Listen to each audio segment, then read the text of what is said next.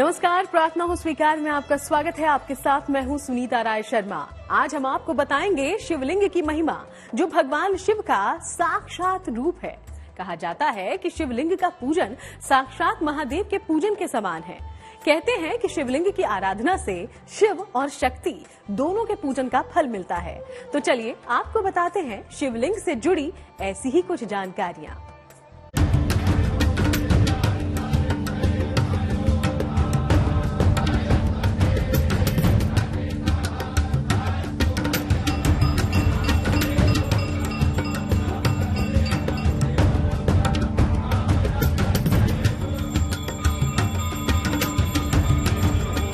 महादेव का निराकार स्वरूप है शिवलिंग।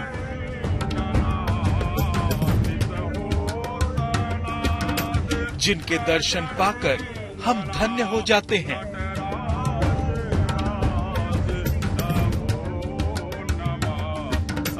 एक शिव ही ऐसे हैं जिनसे हम अपनी परेशानियों का हल मांग सकते हैं। नीलकंठ ही हैं जो अपने भक्तों की हर समस्या को पल भर में मिटा देते हैं।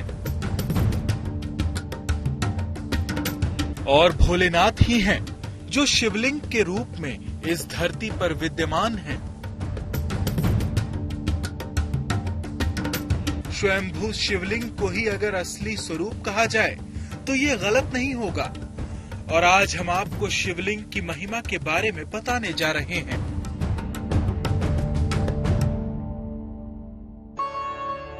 शिवलिंग की महिमा। शिवलिंग को शिवजी का निराकार स्वरूप माना जाता है। शिव पूजा में इसकी सर्वाधिक मान्यता है। शिवलिंग में शिव और शक्ति दोनों ही समाहित होते हैं। शिवलिंग की उपासना करने से दोनों की ही उपासना संपूर्ण हो जाती है। पूजने के लिए अलग अलग प्रकार के शिवलिंग प्रचलित हैं। इनमें स्वयंभू शिवलिंग, नर्मदेश्वर शिवलिंग, जनेउधारी शिवलिंग, सोने चांदी के शिवलिंग और पारत शिवलिंग। स्वयंभू शिवलिंग की पूजा सबसे ज्यादा महत्वपूर्ण और फलदायी होती है। शिवलिंग के अनेक रूप हो सकते हैं। ज्योतिर्लिंग एक अलग है, जिसमें स्वयं भगवान शिव ज्योति के रूप में प्रकट होते हैं। लेकिन शिवलिंग के कई रूप हो सकते हैं, जैसे स्वयंभू शिवलिंग, विंदु शिवलिंग, चरलिंग, गुरुलिंग, स्फटिक लिंग और पार्थिव शिवलिंग।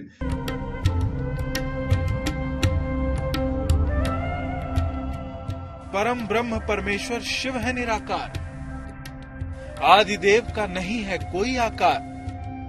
ब्रह्मांड के कण कण में समाये हैं शिव शंकर।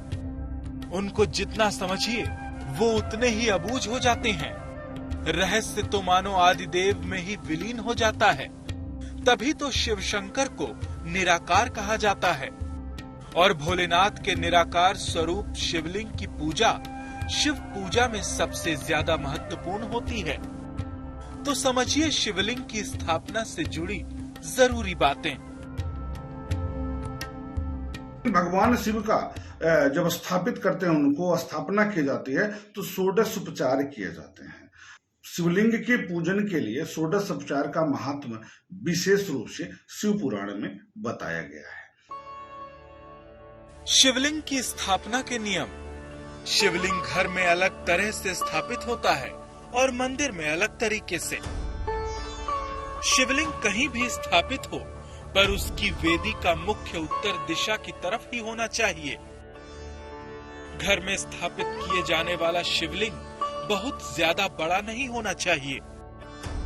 घर में स्थापित होने वाला शिवलिंग अधिक से अधिक 6 इंच का होना चाहिए। मंदिर में कितना भी बड़ा शिवलिंग स्थापित किया जा सकता है। विशेष उद्देश्यों तथा कामनाओं के लिए पार्थिव शिवलिंग बनाकर उसकी पूजा की जाती है।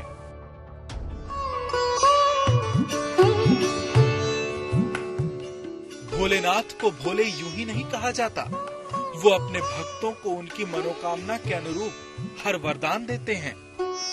शिवलिंग की स्थापना से जुड़े नियमों को अपनाकर, उनके सामने बैठकर पूजन करने से महादेव बहुत प्रसन्न होते हैं। शिवलिंग की पूजा उपासना के भी कुछ खास नियम होते हैं जिनको अपनाया जाना जरूरी होता है।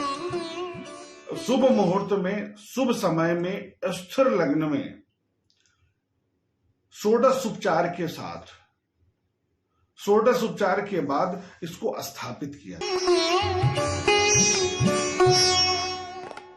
चलिए हम आपको बताते हैं शिवलिंग की पूजा में क्या क्या अर्पित करना चाहिए।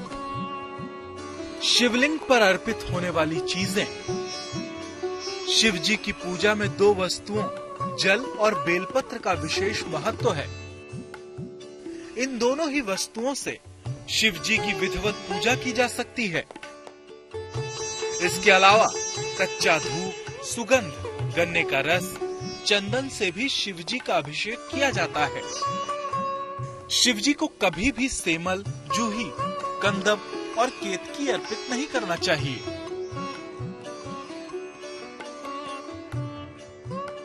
शिवलिंग की विधिवत नियमों को अपनाकर पूजा अर्चना की जाए तो महादेव बहुत प्रसन्न होते हैं। शिवलिंग की महिमा क्या है, क्यों उसको साक्षात शिव कहा जाता है और शिवलिंग की स्थापना के नियम क्या हैं, ये हमने आपको बताया। शिवलिंग पर अर्पित की जाने वाली वस्तुएं भी आपने जानी, लेकिन हमने आपको ये नहीं बताया कि शिवलिंग पर अर्पित होने वाली चीजों को अर्पित करते समय किन बातों का ख्याल रखना चाहिए। ये हम आपको आगे बताएंगे। आप हमारे साथ जुड़े रहिए।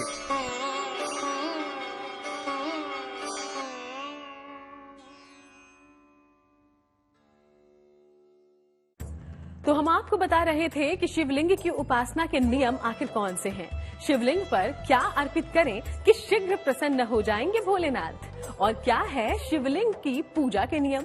चलिए अब आपको बताते हैं एक ऐसा मंत्र जिसके जाप के साथ शिवलिंग की पूजा करेंगे तो मन वांछित फल जरूर मिलेगा।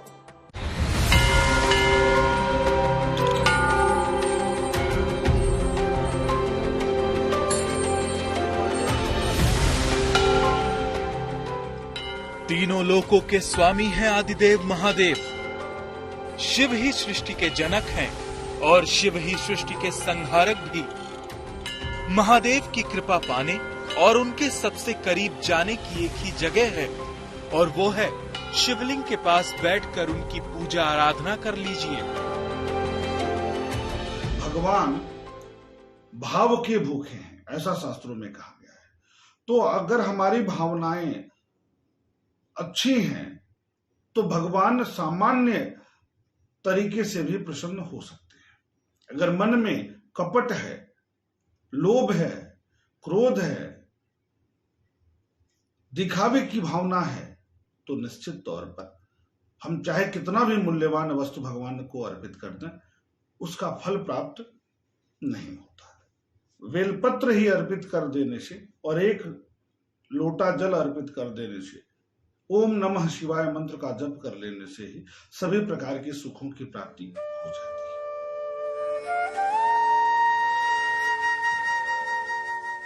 माना जाता है शिवलिंग की स्थापना के जुड़े नियमों को अपनाकर उनके सामने बैठकर पूजन करने से महादेव बहुत प्रसन्न होते हैं। शिवलिंग की महिमा के बारे में हमने आपको बताया। हमने आपको ये भी बताया कि शिवलिंग पर कौन सी चीजें अर्पित की जाती हैं। लेकिन इन चीजों को अर्पित करने के लिए कुछ खास नियम होते हैं। चलिए आपको वो नियम समझाते हैं। मनोकामनाओं को पूरा करने के लिए भगवान शिव को विभिन्न वस्तुएं चढ़ाई जाती हैं। जैसे गोदुग्ध धारिया अर्थात गोदुग्ध अर्पित करने से वंश में वृद्धि होती है, संतान की प्रगति होती है। कमल का पुष्प चढ़ाने से राज्य सम्मान में वृद्धि होता है अर्थात सरकारी नौकरी प्राप्त होती है। दुर्वा चढ़ाने से व्यक्ति की आयु बढ़ती है। तुलसी दल भगवान शिव की पूजा में चढ़ाने से भोग और मोक्ष की प्राप्ति होती है। गुड़हल का पुष्प अर्पित करने से शत्रुओं का विनाश हो जाता है। चमेली का पुष्प अर्पित करने से वाहन की प्राप्ति होती है। समीपत्र चढ़ाने से मोक्ष की प्राप्ति होती है। 1 लाख बिल्व पत्र चढ़ाने से मनोकामनाओं की पूर्ति हो जाती है। शिवलिंग पर जलीय पदार्थ को धारा बनाकर अर्पित करना चाहिए। ठोस पदार्थों को दोनों हाथों से शिवलिंग पर अर्पित करें। शिवलिंग पर कुछ भी अर्पित करें, लेकिन अंत में जल जरूर अर्पित करें। शिवलिंग पर तामसिक चीजें अर्पित नहीं करनी चाहिए। जल की धारा अर्पित करने से भगवान शिव को शांति प्राप्त होती है, संतान की वृद्धि होती है। शर्करा मिश्रित दुग्ध अर्पित करने से वृद्धि होती है, सुख में वृद्धि होती है, ऐश्वर्य में वृद्धि होती है। और साथ ही साथ तेल की धार अगर चढ़ाते हैं, सरसों के तेल भगवान शिव को अर्पित करते हैं तो शत्रुओं का संहार होता है। और गंगा जल की धार चढ़ाने से सभी प्रकार की मनोकामनाओं की पूर्ति होती है तथा मोक्ष की प्राप्ति होती है।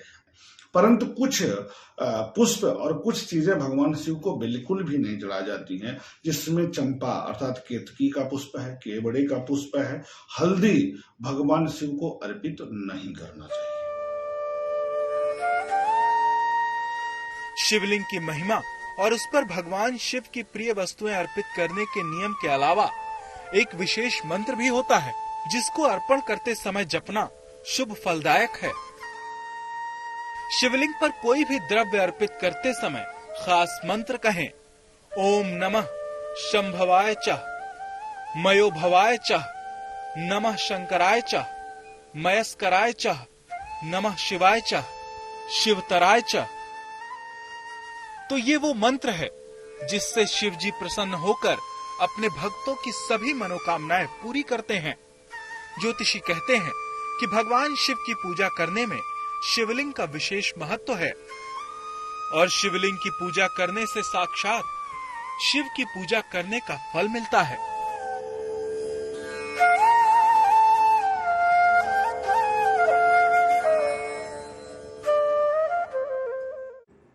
और चलिए अब आपको दर्शन करवाते हैं भगवान के दिव्य ज्योतिर्लिंग स्वरूप के।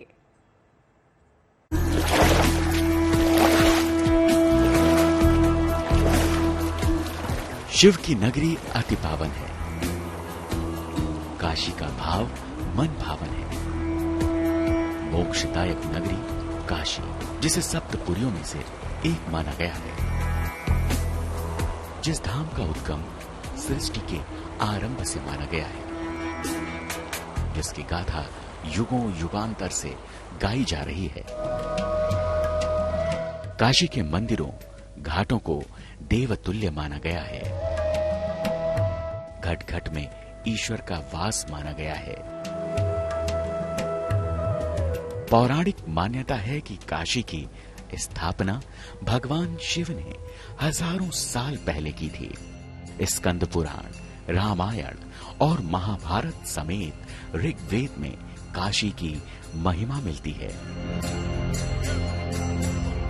वायु पुराण कहता है कि काशी के शिवलिंग की स्थापना ऋषि कश्यप ने की थी, जबकि विष्णु पुराण में वर्णित है कि ब्रह्मा जी ने यहाँ ज्योतिर्लिंग की प्राण प्रतिष्ठा की, जबकि मत्स्य पुराण में शिवलिंग की स्थापना को मां भगवती से जोड़ा गया। अग्नि पुराण में काशी को ब्रह्मा जी का तीर्थ कहा गया। मान्यता है कि इस स्थान पर किया गया स्नान, जप, तप, श्राद्ध, अर्चन सब मुक्तिदायक है। काशी विश्वनाथ का अस्तित्व कब से है कोई नहीं जानता, लेकिन मंदिर से कई मान्यताएं और कथाएं जुड़ी हैं जो बाबा के इस धाम को अलौकिक बनाती हैं। कथा है कि एक बार देवताओं ने ब्रह्मदेव और विष्णु जी से पूछा कि ब्रह्मांड में सबसे सर्वश्रेष्ठ कौन है। इसके बाद ब्रह्मा जी और विष्णु जी के साथ सभी देवता कैलाश पर्वत पहुंचे और महादेव से पूछा कि ब्रह्मांड में सबसे श्रेष्ठ कौन है। तब भगवान शिव जी के शरीर से एक ज्योति पुंज निकली जो आकाश और पाताल की ओर बढ़ने लगी। इसके बाद महादेव ने ब्रह्मा और विष्णु जी से कहा कि आप दोनों में से जो भी इस ज्योति पुंज के अंतिम छोर पर सबसे पहले पहुंचेगा वही श्रेष्ठ होगा। भोले शंकर की बात सुनते ही ब्रह्मा और विष्णु जी अनंत ज्योति के छोर पर पहुंचने के लिए निकल पड़े। लेकिन उस ज्योति पुंज को नहीं पा सके। कथा है कि शिव के अंश से निकली अनंत ज्योति ही काशी विश्वनाथ के स्वरूप में अनंत काल से यहाँ प्रकाशमान हो रही है। काशी का अर्थ है दिव्य ज्योति वाली।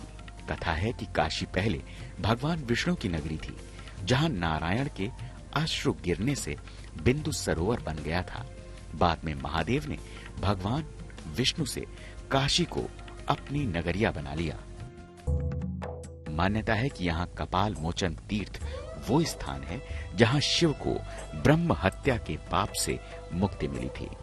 बाबा विश्वनाथ के शिवलिंग को लेकर एक कथा और मिलती है।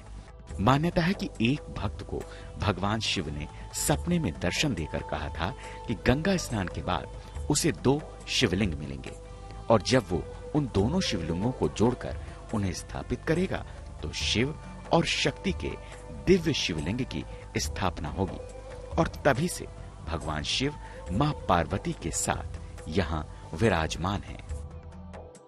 हर युग में काशी को सर्वोपरि माना गया है, त्रिपुरारी का धाम कहा गया है। कहा गया है कि महादेव इस क्षेत्र को कभी नहीं त्यागेंगे। तो चलिए, प्रार्थना हो स्वीकार में आज के लिए फिलहाल इतना ही। फिर आपसे मुलाकात होगी। तब तक देश और दुनिया की बाकी तमाम खबरों के लिए आप देखते रहिएगा गुड न्यूज टुडे।